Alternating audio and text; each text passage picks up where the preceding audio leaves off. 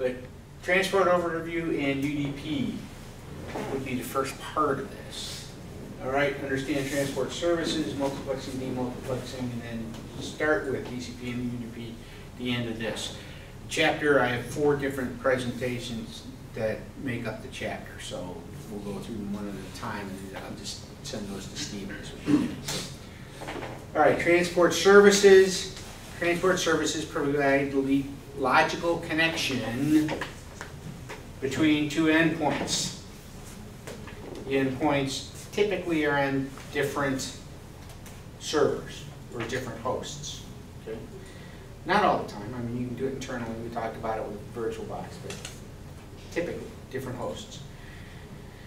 On the send side, the transport protocols segment the traffic and then pass it to the network layer for transportation. At the receiving side, the network layer receives the packet, sends them up to the transport layer, which reassembles them and then sends the datagram back up stack to the application layer.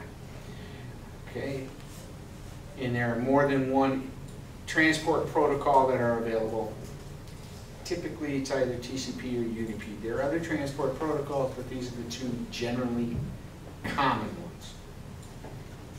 Transport versus network. Network layer is the logical connection between hosts themselves. Transport layer, network layer, IP address, okay?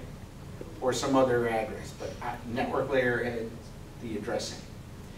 The transport layer is the connection between applications at 2 different ends, whether it be a web browser application and a server at the 2 ends, or whatever, email client and email server.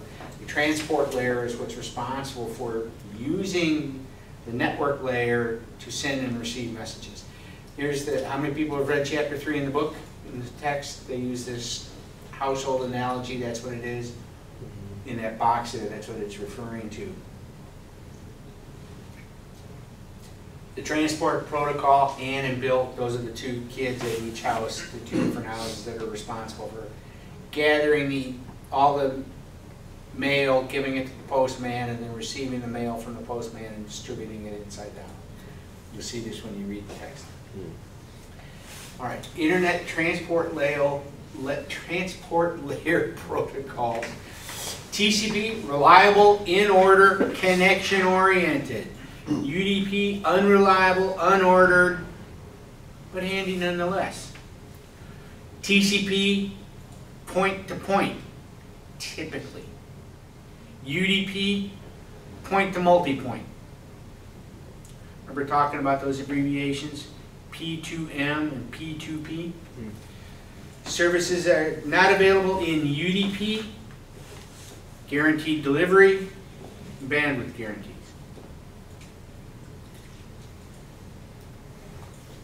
Okay, multiplexing and demultiplexing. In the context of the application layer, multiplexing means putting smaller pieces of information together into a whole. Demultiplexing means taking a large piece of information and breaking it up into smaller pieces. From your perspective, what does that mean? If I'm a sending application, either P1 or P2 there, see it in the middle? I'm an application, let's say I'm a server, I'm a web server. Remember talking about web pages, and web pages are made up of objects? And web pages can be huge. Some web pages can be multiple megabytes in size. The network doesn't tolerate megabyte-sized packets. Typical packet sizes are still, I hate to say it, 512 bytes. They may be a K, but 2K is stretching it generally. 4K is being used, but 4K packet sizes are being used between applications. There are no humans involved. And there'd be like, branch bank communicating back to the main bank, the central bank, okay? And they're sending large databases back and forth. They're using that size packet. But typically, consumer type stuff, individual type stuff, smaller packet sizes. So, I'm sure I'm going to send a large chunk of information. That large chunk of information needs to be demultiplexed. All right? Or the way they're using it, multiplexed. In other words, it's got to be broken down into chunks, into datagrams that fit within the network layer packets that are going to be sent back and forth. The client then, the receiving end, has to demultiplex, all right, all of that stuff and reassemble it into the web page. I'm not a real fan of their using these terms multiplexing and demultiplexing because these have very specific uses that are not common to this. For every instance that they use the term multiplex, think of segmentation. Okay? And every time they use the term demultiplex, think of reassembly.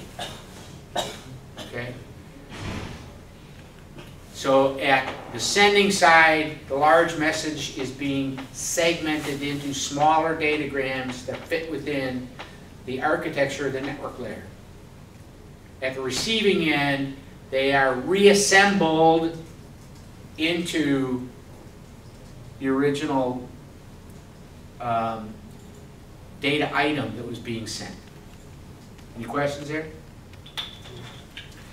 How demultiplexing works? Well, I just described it. But what we do is the receiving host has or keeps track of the port numbers. In this case, they're describing demultiplexing in a TCP environment, because typically in a TCP environment is when the receiving side is concerned with or keeping track of the sending port number. UDP don't care what the sending port number was. All right? But each datagram has a source IP address and destination IP address. Each one has a source port and destination port. The host uses IP addresses and port numbers to direct segments to the appropriate socket. Okay. Look at the bullet under the item here, under the bullet, sub-bullet 3, well-known port numbers. Those are the explicitly defined runs, remember, 1023 and below. Where would you look those up? Where would you look up assigned port numbers?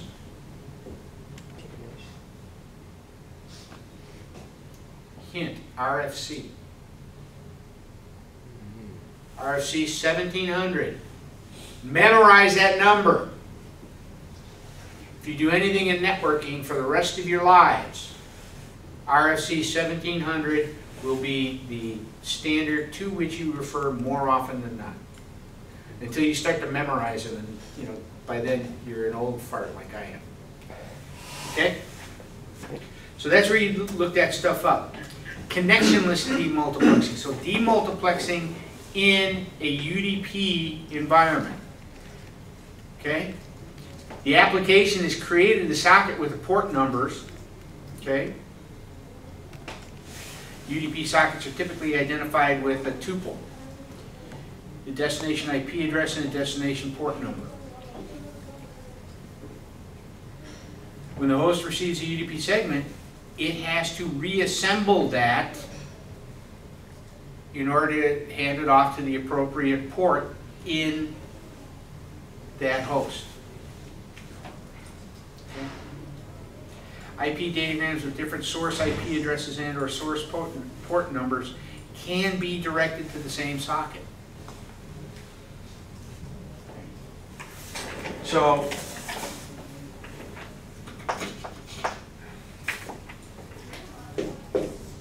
we've got host 1, host 1, and we've got host 2, and we've got host 3. In UDP, connectionless, if this is the sender, and this is the sender. We've got IP2, port 2, and here we've got IP3, port 3. Okay. Traffic is going to appear in a connectionless environment. We have port 1, and we might have port 10. Connectionless means that traffic from these two can all be funneled into this port because we don't care who the sender is in a connectionless environment. Doesn't matter. Right? Now, we change that. Oh, fudge. This will change in a connection-oriented. Will it cause collision? Good question. First, I'm going to ask you what you mean by collision. Like and I'm doing that very specifically, which hopefully I explained. Like when like you said just now, like you know how the host like sending the traffic to the port 1, like it could be like, it doesn't matter because it doesn't matter who the sender is, so we can just put in connectionless, right? Yeah, but then if we send it into the same port, will cause a collision, like Okay, so you're saying a collision within the receiving host? Oh yeah. And what kind of collision? Say I'm the traffic being is tough not on you, but there's a reason. Yeah, the traffic is not going through, something like that. So a collision as in traffic being blocked. Yeah, because like both of the hosts using the same.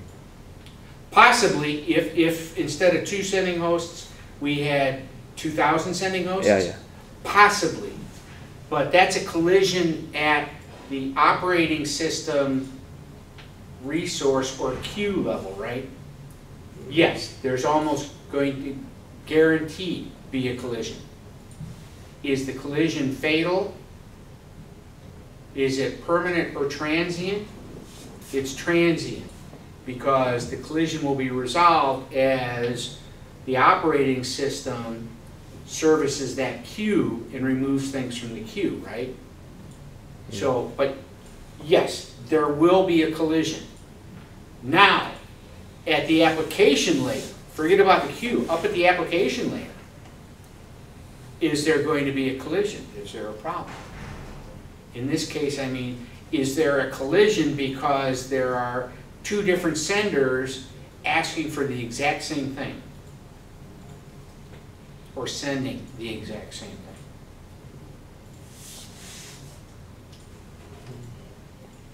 No. Good. No. You're probably not sure. Yeah. Answering it the correct way, but you are absolutely correct. No, because each sender in a connectionless topology is going to have a different IP address port number tuple.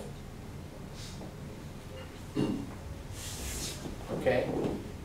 Well, that's a better term. Different IP address port number ordered pair. Now, if there were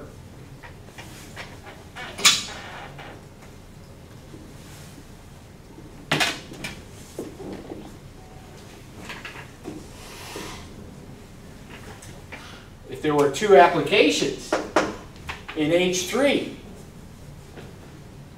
that were sending traffic back to H1, do we have a problem? IP address is the same, right? Very good. Excellent. Port number is going to be different. Why? we've got two different applications, and each one of them is creating a different socket. Or each one of them is creating its own socket, right? And with its own socket, with each socket with each socket in a networking environment comes a port number. So good, very good. Is there going to be a collision though? At the operating system queue level, at the physical hardware level? Very probably. How long is it going to last? Maybe a nanosecond or two. 5 maybe, the amount of time it takes to remove the packet from the queue. Is there going to be a collision at the application layer? No, because in a connectionless environment, we're concerned with the source IP address and port ordered pair. Right? It's a binary ordered pair. Well, could be hexadecimal. Okay, good. So, here we are, Datagram's socket, there's the code, open a new socket. Open the new socket, we get a port assigned to that. Okay. And in this case, we've got each one of the two clients with a source port and a destination port. Notice the destination port is the same on both, but the source port's different. Okay, when traffic is reversed and sent back the other way, the source ports are the same, but the destination port's different. Where do we get the destination ports from? We get the destination ports from the sender ordered pair in TCP header, actually in the IP header, network layer header. Okay? So connection-oriented demultiplexing. In this case, the TCP socket is identified by a for tuple. Connection-oriented. We build an array. In the code itself, we build an array that contains, for each row, 4 items, and each row represents a connection. And it's very simple. It's, depending upon how you want to order it and whether you're doing big endian and little endian and all that garbage, it's going to be, let's say, source IP, source port, dest IP, dest port, where dest IP, dest port is probably, it's myself, right? But that's how I keep track of all the connections. Now each one of those connections in that array, typically what you do is you build another array then that is all the port numbers. Excuse me, all the socket numbers. And it's the mapping of socket number to port number. Right? But the receiving host uses all 4 values to direct the segment, the network segment, to the appropriate socket, the appropriate application. So, in the connectionless environment where we possibly could have a collision, possibly have a brief collision at the application layer, in a connection-oriented TCP environment, we cannot. Because each connection represents a different logical circuit. And so the server then is able to support many simultaneous TCP sockets. Why? Because there is the assumption that each connection represented by the for tuple is unique. Okay? Now go back to this, think connection oriented. In here, we're still going to be unique. There will be 2 different entries for H3 because the source IP and source port will differ. And web servers have different sockets for each connecting client. Not only that, web servers will have different sockets for particular web service is being looked for, whether it's FTP over HTTP or SQL over HTTP. So this is how we keep track of it. And here's connection-oriented demultiplexing.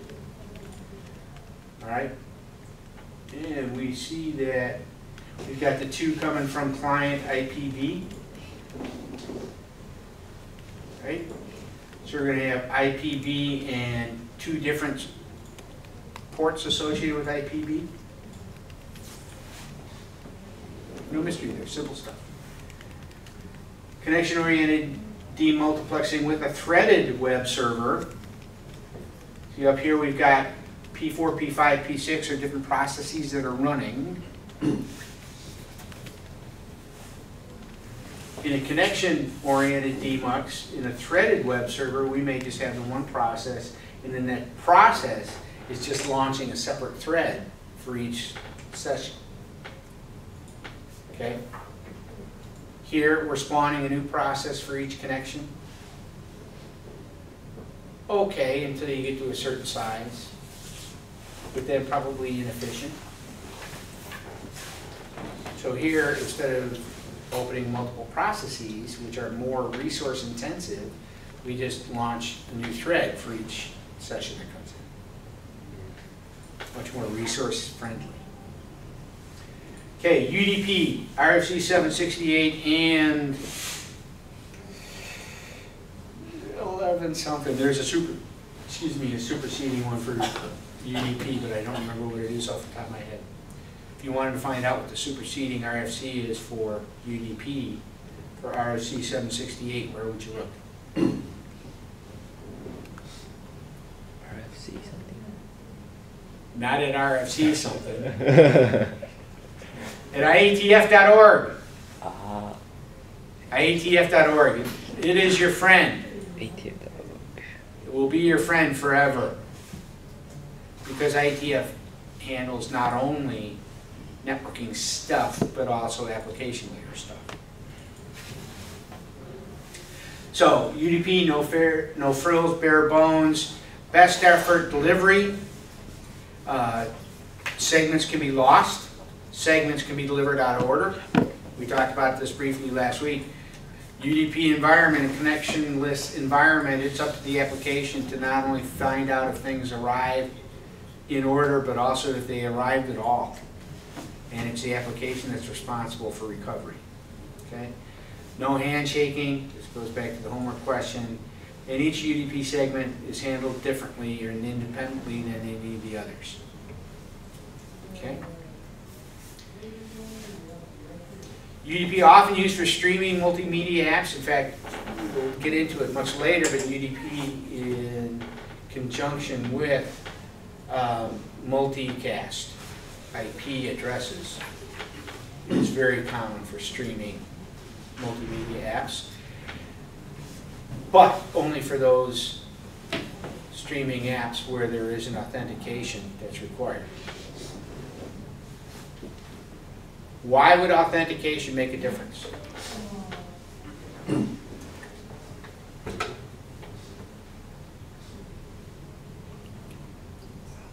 What does authentication mean? What does it imply?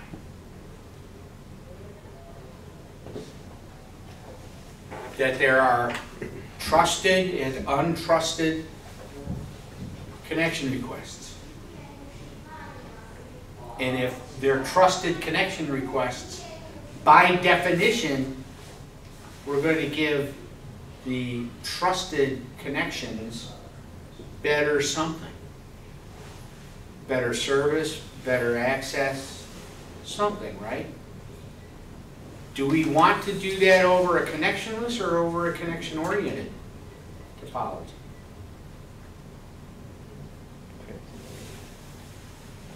Probably connection-oriented, right? If we're HBO streaming video and we make somebody sign into us to authenticate them as being able to get HBO content, we don't want to turn around and just spray that out over the internet and hope to God that it gets to them. right? That won't work. Well, it would work sort of until the first person complained, and then, you know, we'd be giving everybody their money back. So authentication generally is a good rule of thumb to use to decide whether or not you're going to use a connection-oriented or a connectionless transport. Okay? Other UDP uses DNS, SNMP, NTP. Network time protocols, another good one. GPS over the web, another good one. GPS in general is connectionless, but it's not using UDP. You can get reliable transfer over UDP, but you add the reliability in the application layer, not the transport layer. UDP checksum. Every packet have any of you installed Wireshark or used Wireshark up until this point? Got to get it done, guys, because if you don't get familiar with Wireshark, you're not going to pass the final lab. And any other labs I throw in the middle. You'll see associated with every packet there is a checksum. UDP, TCP, whatever. UDP checksum can be used to detect errors in a transmitted segment. Okay? What happens if, well, it's right there. Okay?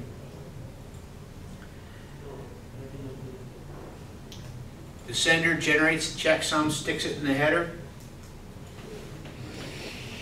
There is a checksum field in the UDP header.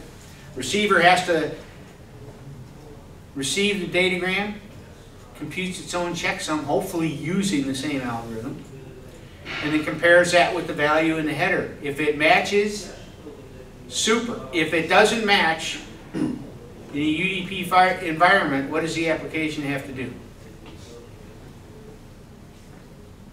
It's got a bad segment. What's it going to do?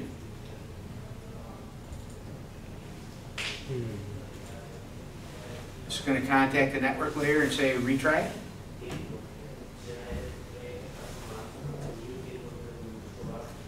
No.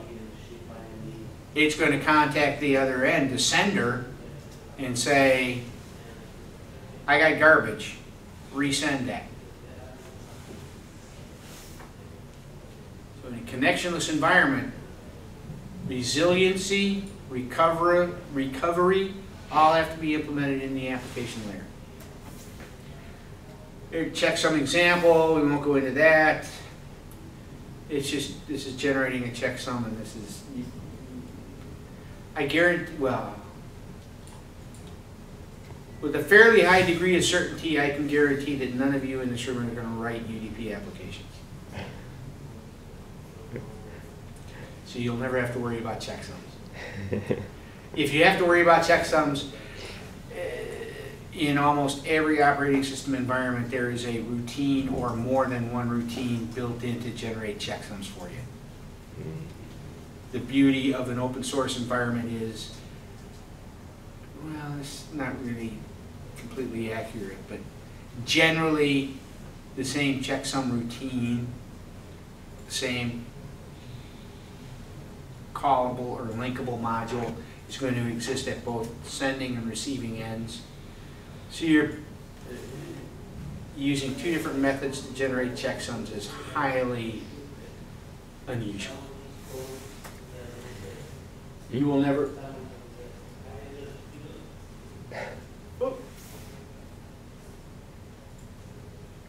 Oh, that was the last slide. Say, what the heck?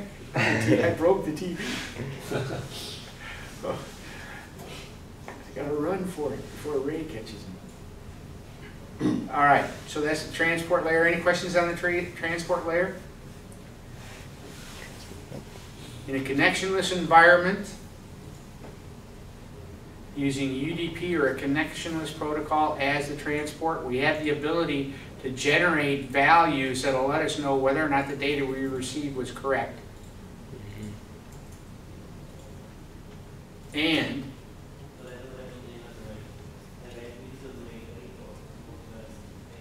in order to ensure that it's correct or that it's reliable, in a connectionless environment, it is the application's responsibility to provide for reliable data transfer. Okay, so what does reliable data transfer mean? It means that whatever gets sent has to arrive in the identical fashion at the other end. Okay? There's more to it than that, but basically, whatever gets sent has to appear at the receiving end. The bottom bullet here, the characteristics of an unreliable channel, unreliable transport, UDP, determines the complexity of the reliable data transfer protocol that's implemented by the application. Okay? So at the application layer, on the left-hand side there, I gotta get my highlighter pointer. The sending process and the receiving process in an unreliable transport in a connectionless environment, if they want to, have to assume or have to take measures to provide for a reliable channel between the two. Okay. And in order to do that, they have to implement some sort of reliable data transfer protocol between the two.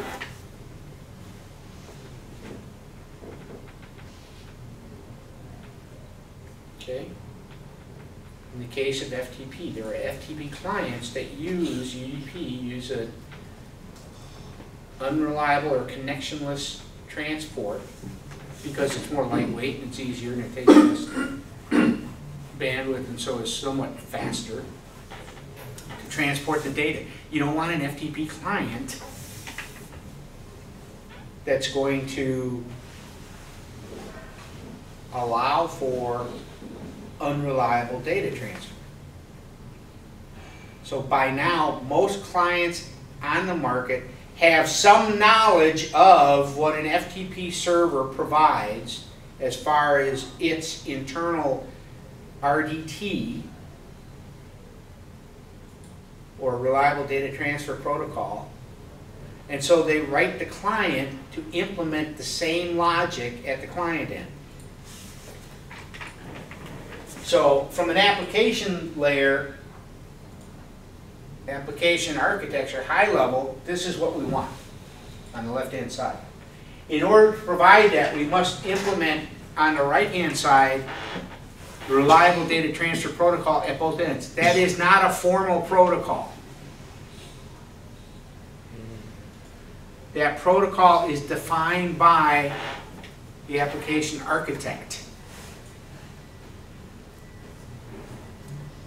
Unless you're writing both sides, that's further defined by the server application architect.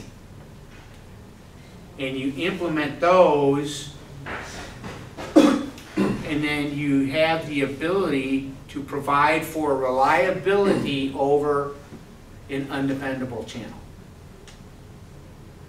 The abbreviations, the RDT send, that's just pseudocode. All right, those aren't formal calls.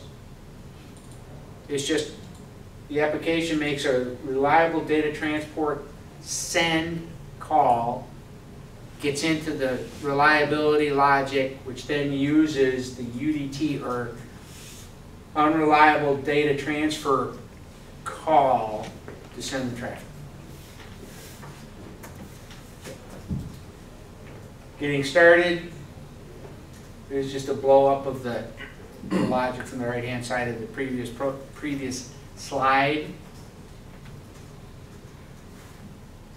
The application makes the RDT send call, passes the data to the receiver upper layer. This is, think about complete OSI stack. That's layer 7, communicating with the end user. The end user is saying send something. Layer 7 calls layer 6, which is the presentation layer, to create or package the call to layer 5. In layer 5, does the RDT send this in here, actually this interface here, and then that send side, the middle layer there, is layer 4, and then once it has implemented whatever the reliable data transfer protocol is, it makes the call to UDP, generally UDP, to transfer the packet. Then at the other end, it gets received, do all our checking to provide for reliability, and then we send it back up the stack to the application layer, probably to the presentation layer. Okay. So, programming examples throughout this chapter. We're going to incrementally develop a sender and receiver sides of an RDT. And why are we doing that? Because again, in an unreliable environment, it is the responsibility of the application to provide whatever reliability that we want, right? To make it easy, we're only going to consider unidirectional transfer. Okay? So we're going to implement it on the one end and just assume that